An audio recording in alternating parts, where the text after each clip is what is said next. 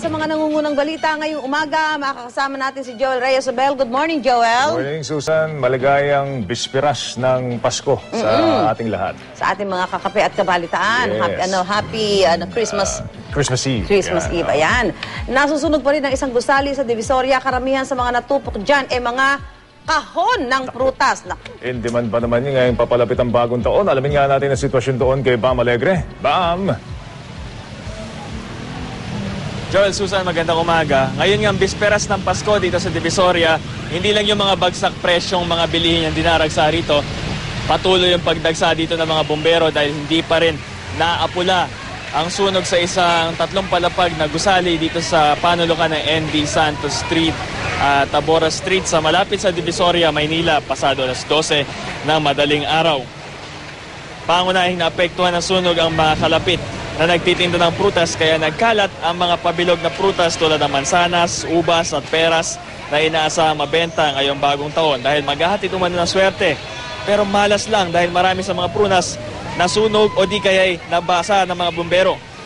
Hindi alam ng mga tindero kung paano babawiin ang puhunan. Tinatansya ng marami sa kanila na aabot sa ₱1,000,000 ang nasirang mga paninda.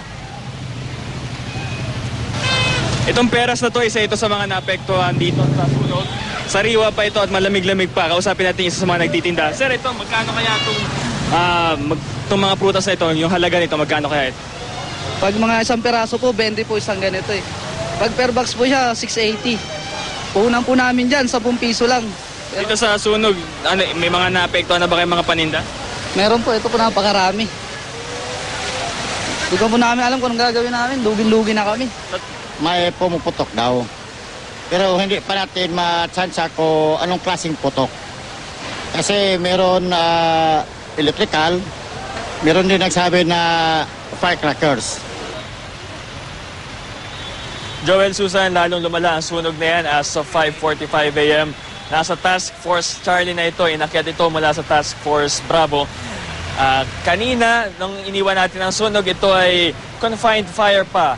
O ika nga'y nasa isang gusali pa lang, pero sa ngayon tumawid na ito sa kabilang gusali at nahihirapan ang mga bumbero na apulahin ang sunog dahil malayo sila sa mismong sunog. Hindi sila makapasok sa malapit sa nasusunog na gusali dahil nakaharang napakarami mga vendor.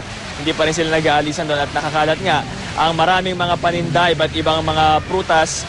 At bukod pa doon, 2 lang ang fire hydrant sa lugar. Kaya ngayon, patuloy na yung pagdating dito ng mga support na mga fire truck para tuluyan na apulahin ang sunog. Yan ang latest dito sa Divisoria. Susan, Joel?